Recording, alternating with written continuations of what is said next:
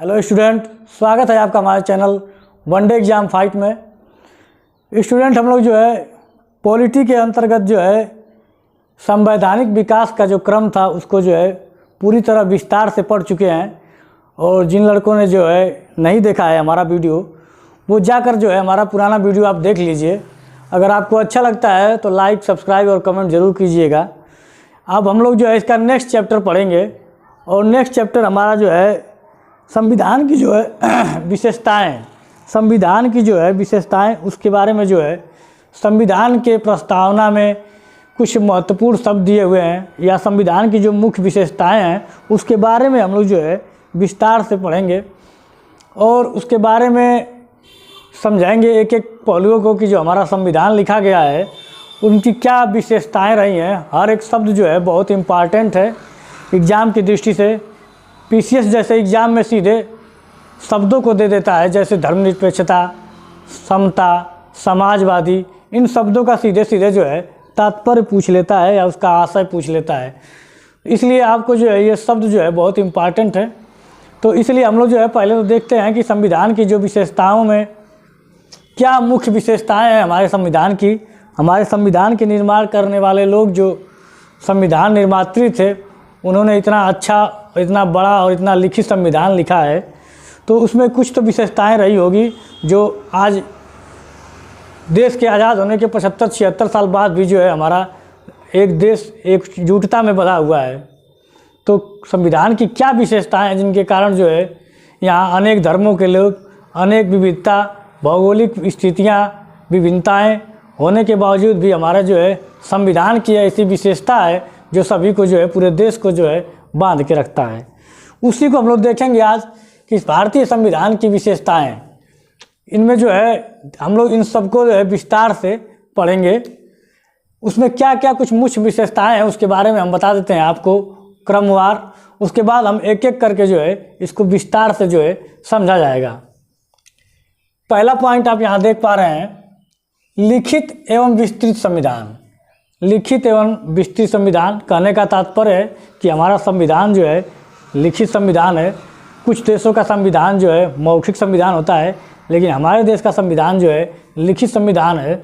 और विस्तृत संविधान, सबसे बड़ा संविधान, दुनिया का लगभग जो है सबसे बड़ा संविधान जो है भारत का संविधान है।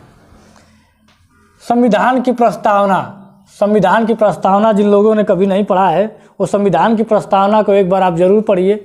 उससे पता चलता है कि हमारे देश के संविधान निर्माण करने वाले लोग जो है कैसा संविधान चाहते थे और संविधान के जरिए जो है कैसा देश का निर्माण करना चाहते थे, आपको समझ में आएगा। इसको आप ज़रूर पढ़िएगा, इसको हम पढ़ाएंगे।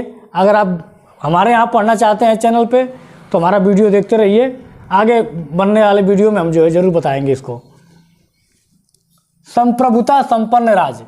संप्रभुता संपन्न राज्य का तात्पर्य है कि ऐसा राज्य, ऐसा राष्ट्र जिसके ऊपर जो है, जिसका मालिक जो है जनता हो। जिसका मालिक कौन हो? जनता हो। यहाँ ना ही कोई राजा हो, कोई सम्राट हो, ना कोई वंश के आधार पे कोई जो है इसका जो है मालिक हो, और ना ही किसी देश के अधीन हो। संप्रभुत्व संपन्न राष्ट्र जो होता है वो स्वयं मालिक होता है। अपने देश की नीतियाँ, विदेश की नीतियाँ, सारे निर्णय जो है स्वयं लेता है, वहाँ की जनता लेती है। उसके आधार पर जो है एक प्रभुता संपन्न राज्य हमारा है। लोकतंत्रात्मक राज्य, गणराज्य राज्य। लोकतंत्रात्मक, जनता के द्वारा चुना गया शासक। कहने का मतलब इस देश को चलाने वाले, जो इसका मालिक है, जो देश को चला रहा है, वो जनता के द्वारा चुना जाए और जनता ही जो है उसको जो है चुनकर जो है जब चाहे सीट पे बैठाए और जब चाहे जो है उसके कार्यों से अगर संतुष्ट न हो तो उसे गद्दी से उतार फेंके। पार्लियामेंट्री सिस्टम, संसदीय प्रणाली, इसके बारे में है। मूल अधिकार। मूल अधिकार जो है हमारे संविधान की जो है मुख्य विशेषता है। किन्हीं भी परिस्थितियों में किसी भी नागरिक का जो मूल अधिकार है उसको जो है, उसको मूल अधिकार ही उसको ताकत देता है। उसको जो है अपने हितों की रक्षा के लिए या किसी कारण अगर आपके मूल अधिकारों का अगर जो है हनन होता है तो आप सीधे सुप्रीम कोर्ट चले जाएंगे। तो ये हमारे देश के संविधान की खास विशेषता है। राज्य के नीति निर्देशक तत्व। भाग चौथा में दिया गया है हमारे राज्य के नीति निर्देशक तत्वों को। एकीकृत एवं स्वतंत्र न्यायपालिका, एकीकृत मतलब इस तरह से जो है एकीकृत बनाया गया है हमारी स्वतंत्र न्यायपालिका को।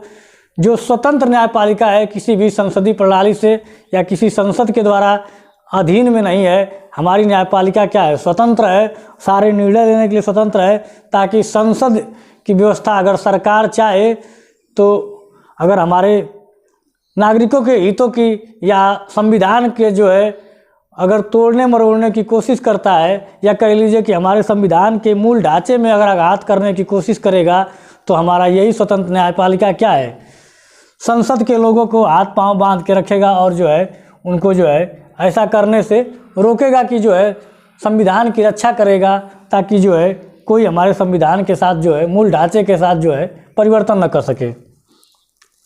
कठोर एवं लचीला संविधान, कुछ मामलों में जो है हमारा संविधान कठोर है, कुछ मामलों में हमारा संविधान जो है लचीला है, क्योंकि यहाँ पे अनेक धर्मों के लोग, अनेक जातियों के लोग, कई विविध प्रकार के जो है जाति धर्म के लोग रहने के कारण जो है हमारा संविधान एक तरह से कह लीजिए कि कठोर संविधान भी है और लचीला संविधान भी है। कुछ मामलों में कठोर है और कुछ मामलों में लचीला है। एकल नागरिकता, एकल नागरिकता का तात्पर्य आप समझ लीजिए। एकल नागरिकता पूरे देश के जो है नागरिक के लिए एक ही नागरिकता है। जैसे कि अमेरिका में, वहाँ के अमेरिका में कई राज्य हैं, राज्यों की अलग नागरिकता है और देश की अलग नागरिकता है। हमारे यहाँ ऐसे नहीं है, हमारे यहाँ जो है राज्यों का संघ है और जो है हमारे देश की नागरिकता केवल एक ही नागरिकता है, वो भारतीय होना और भारत की नागरिकता, राज्यों की कोई नागरिकता नहीं है। वयस्क मताधिकार, वयस्क मताधिकार का तात्पर्य आप समझ लीजिए कि जो है युवा सभी को जो है वयस्क होने के बाद जो है सभी को जो है अपना जो है नेता चुनने और अपना मत देने का जो अधिकार है। पहले ऐसा नहीं था, बहुत शुरुआत में जो है महिलाओं को जो है मत देने का अधिकार नहीं था और जो लोग टैक्स देते थे कि उन्हें ही मत देने का अधिकार था।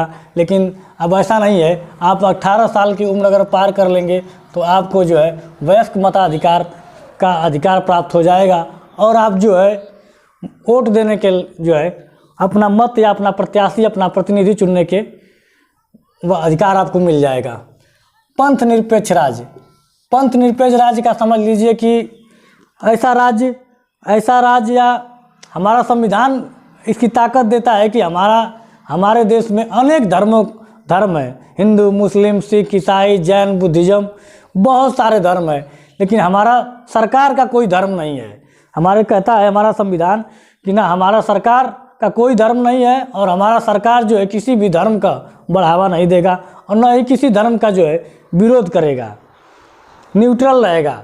धर्म के मामले में जो है हमारा संविधान कहता है कि सरकार किसी भी धर्म को बढ़ावा नहीं देगी और ना ही किसी धर्म का विरोध करेगी। लेकिन जहाँ भी अगर किसी भी नागरिक के हितों की अधिकारों का अगर हनन होगा तो वहाँ सरकार बीच में आकर पड़ेगी। ऐसा नहीं है कि आप धर्म के नाम पर जो है नागरिकों के अधिकारों का जो है हनन करेंगे तो सरकार नहीं बोलेगी, हाँ सरकार उसमें जो है न्यायपालिका फिर हस्तक्षेप करेगी।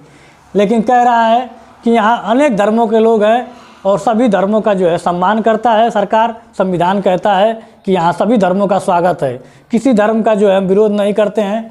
तो इसीलिए कह रहा है कि एक भारत एक पंथ निरपेक्ष राज्य है। हमारे संविधान में जो है पंथ निरपेक्ष राज्य का तात्पर्य है कि सरकार का कोई धर्म नहीं है, सभी धर्मों का समान महत्व है सरकार के लिए और संविधान के लिए।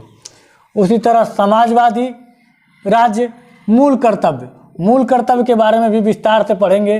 11 मूल कर्तव्य होते हैं। देश के नागरिक का क्या मूल कर्तव्य होना चाहिए संविधान के प्रति, अपने देश के प्रति, इसको हम लोग विस्तार से पढ़ा जाएगा। ये सब जो है संविधान की विशेषताएं हैं, इसकी खासियत है कि हमारे संविधान को कितना जो है खूबसूरत बनाता है, ये इन विशेषताओं के कारण ही। त्रिस्तरीय शासन व्यवस्था जो है 3 स्तरों पे जो है शासन व्यवस्था है, ग्राम पंचायत जो है जिला स्तर और ब्लॉक स्तर पे जो है त्रिस्तरीय शासन व्यवस्था किया गया है, ताकि सरकार की कोई भी नीतियाँ जो है ज़मीनी स्तर पर रहने वाले लोग गांव तक जो है उसकी योजनाओं का लाभ मिल सके। अनेक देशों के संवैधानिक तत्वों का समावेश, यहाँ पर आप देख पा रहे हैं कि अनेक देशों के संवैधानिक तत्वों का समावेश। कहने का तात्पर्य है कि हमारा देश, जैसा कि सभी लोग जानते हैं कि 60 देशों के संविधान से लिया गया समावेश है। यानी कि संविधान के निर्माताओं ने 60 देशों का संविधानों का अध्ययन किया। उसके बाद जो है उन देशों में जो है उनके देश के जो संविधान थे उनमें जो मुख्य बातें थीं, जो अच्छा भाग था, उसको निकाल कर जो है अपने देश के संविधान में जो है सम्मिलित किया। उसी को कह रहा है अनेक देशों के संवैधानिक तत्वों का समावेश। यानी कि 60 देशों के संविधान को जो खासियत थी, जो अच्छाइयाँ थीं, जो हमारे देश के अनुरूप था, उसको जो है निकाल कर अपने देश के संविधान में जो है सम्मिलित किया गया है। और संविधान की आलोचना करने वाले लोग कभी कभी इसीलिए कहते हैं कि हमारा देश जो संविधान है वो उधार का संविधान है। कहने का तात्पर्य है उनका उधार का संविधान, यानी कि अनेक देशों से मिलाकर जो है हमारे देश का संविधान बनाया गया है। इसी को कहते हैं कि ये उधार का संविधान है। मतलब आलोचना करने वाले लोग हर जगह मिलते हैं, तो उनको तो हम इग्नोर नहीं कर सकते हैं, क्योंकि भाई उनकी बातों को सुनना पड़ता है। तो कुछ लोग जब इसी पॉइंट को अनेक देशों के संवैधानिक तत्वों का जो समावेश है, उसी के बाद उसमें जो है अगर आप देखेंगे तो जो आलोचना करने वाले लोग इसी बात को लेकर कहते हैं कि जो ये संविधान है उधार का संविधान है, यानी कि अनेक देशों से लेकर जो है बनाया गया है। लेकिन हमारे जो संविधान के निर्माता लोग हैं उन्होंने जो है उनके मुख्य और खासियत जो भाग था उसको अपने संविधान में शामिल किया, और बल्कि देखा कि हमारी भौगोलिक स्थितियां कैसी हैं, हमारी आर्थिक स्थितियां कैसी हैं, उसके हिसाब से उन्होंने जो है इस देश के संविधान को ज़रूरत के हिसाब से जो है परिवर्तन करके जो है इसको शामिल किया गया है। अगला पॉइंट है विधि का शासन। विधि का शासन का मतलब जो है, विधि का शासन का तात्पर्य है आपका कानून सबके लिए जो है बराबर है। मतलब हर देश के प्रत्येक नागरिक के लिए जो है कानून जो बराबर है, चाहे वो अमीर हो चाहे गरीब हो, कानून जो है सभी के लिए बराबर है। यहाँ पर कोई भी अपराध करने वाला व्यक्ति चाहे गरीब हो चाहे अमीर हो, उससे मतलब नहीं है। कानून के नज़र में जो है प्रत्येक नागरिक जो है समान है। तो लगभग जो है संविधान की जो मुख्य विशेषताएं थी हम आपको जो है क्रमवार जो है आपको समझा दिए, और हम अब आपको जो है विस्तार से इसके बारे में जो है एक एक करके समझाएंगे, ताकि ये संविधान की विशेषता बहुत इम्पॉर्टेंट है और पीसीएस और आईएएस जैसे तैयारी करने वाले लोगों के लिए तो मोस्ट इम्पॉर्टेंट है। आरओ एग्ज़ाम में भी बहुत बार पूछता है। इसलिए इसके बिना आप जो है संविधान या पॉलिटी को आप जो है पढ़ नहीं सकते हैं, क्योंकि हर बार इन सब चीज़ों का जो है आप इन शब्दों का हर बार आपका जो है सामना होगा, और आपको इसके बारे में अगर इनका आशय या अर्थ नहीं पता है तो हर बार आपको जो है दिक्कत होगी। तो अब आइए एक एक करके जो है विस्तार से इसको हम जो है समझते हैं। भारतीय संविधान की विशेषताओं में जो है हम लोग जो है पहला पॉइंट देखेंगे कि लिखित एवं विस्तृत संविधान, इसका क्या जो है तात्पर्य है, और इसके बारे में विस्तार से अब जो है एक एक करके समझते चलेंगे। लिखित एवं विस्तृत संविधान भारतीय संविधान की एक विशेष संविधान सभा द्वारा निर्मित एवं लिखित संविधान है। कहने का तात्पर्य है कि भारत का जो संविधान है एक विशेष संविधान सभा के द्वारा जो है निर्मित किया गया है और एक लिखित संविधान है, और इसकी तुलना जो है अमेरिका के संविधान से की जाती है। लगभग जो है अमेरिका के संविधान से मिलती जुलती है। तो वही कह रहा है कि हमारा जो संविधान लिखा गया है एक संविधान सभा के द्वारा जो है, संविधान सभा के द्वारा जो है एक संविधान सभा गठित थी और उसके द्वारा जो है लिखा गया है, और एक विशेष संविधान सभा थी इसके द्वारा जो लिखा गया था, और अमेरिका के जो है समतुल्य है।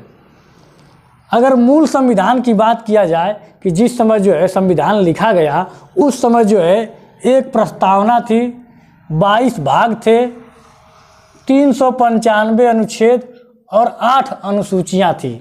जिस समय जो है संविधान लिखा गया उस समय जो है मूल संविधान कहते हैं उसको, उसमें एक प्रस्तावना, 22 भाग, 395 अनुच्छेद और 8 अनुसूचियां थी। लेकिन वर्तमान स्थिति में इस समय जो है एक प्रस्तावना, 25 भाग, संख्या की दृष्टि से अगर देखेंगे तो 22 भाग ही होता है। 22 भाग ये संख्या की दृष्टि से जो है 25 भाग हो गया है। मतलब जो है इसमें क ख ग जोड़ दिया गया है, मतलब है तो 22 भाग, लेकिन उसमें जो है संशोधन करके उनमें क ख ग बढ़ा दिया गया है, तो उसी को जो है संख्या की दृष्टि से जो है 25 भाग हो गए हैं।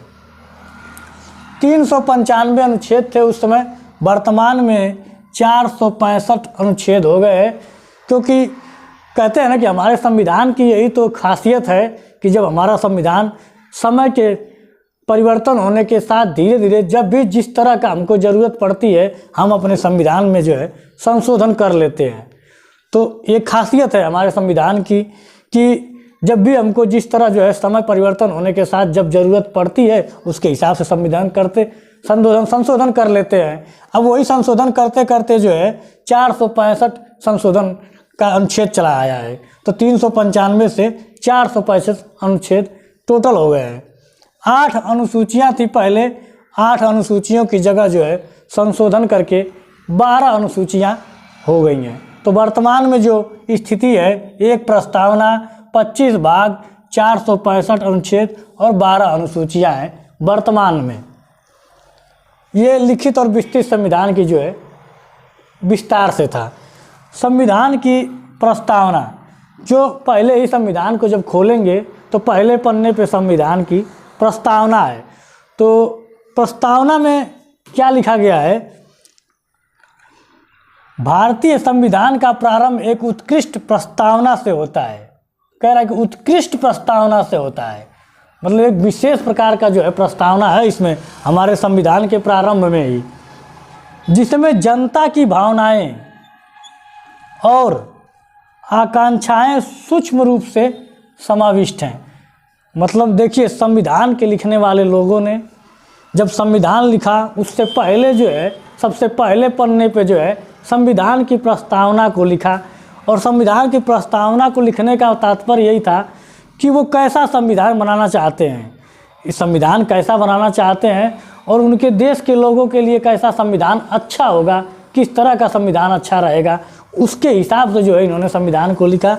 और उसकी जो झलक है हमको कि कैसा संविधान निर्माता कैसा संविधान चाहते थे और इस देश को संविधान के जरिए जो है किस तरह का देश निर्माण करना चाहते थे, उसके लिए जो है उसका अगर सही रूप देखना है तो उसको आपको जो है प्रस्तावना में ही दिखाई देगा कि हमारे संविधान के निर्माता आगे चल के अपने देश का जो है किस तरह का निर्माण करना चाहते थे। तो वही कह रहा है कि इसमें जनता की भावनाएं और आकांक्षाएं सूक्ष्म रूप से समाविष्ट हैं। मतलब प्रस्तावना आप पढ़ेंगे तो देखेंगे कि जनता की क्या भावनाएं थी और उनकी क्या आकांक्षाएं थी, उस हिसाब से जो है उसको लिखा गया है। संविधान निर्माताओं के विचारों को जानने के लिए प्रस्तावना एक कुंजी है। कहने का तात्पर्य है कि उस समय के संविधान के निर्माता क्या सोच रहे थे, किस तरह का देश का निर्माण करना चाहते थे। अगर आपको ये जानने के लिए प्रस्तावना को पढ़ना पड़ेगा कि प्रस्तावना एक जो है कुंजी की तरह काम करती है कि हमारे देश की जो संविधान है उसमें जो प्रस्तावना को आप पढ़ेंगे तो पता चल जाएगा आपको कि हमारे देश के जो संविधान निर्माता लोग थे वो किस तरह का संविधान निर्माण करना चाहते थे और इसी संविधान के जरिए जो है किस तरह का देश आगे चलकर बनाना चाहते थे। तो ये संविधान की प्रस्तावना है।